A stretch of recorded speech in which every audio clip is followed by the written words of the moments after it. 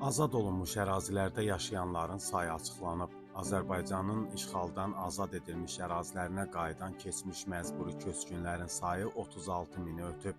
Bu barədə məlumat Dövlət Statistika Komitəsinin ölkənin 2026-cı ilin yanvar-may ayları üzrə iqtisadi və sosial inkişaf göstəricilərinə dair nəşrində öz əksini tapıb.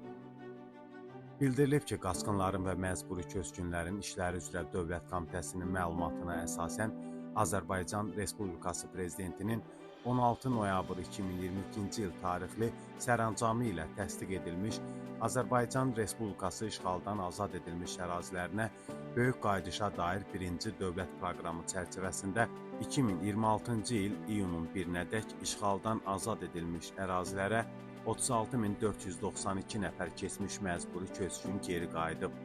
Məlumata görə bununla da işğaldan azad edilmiş ərazilərdə yaşayan, fəaliyyət göstərən və təhsil alan şəxslərin ümumi sayı 88.123 nəfərə çatıb.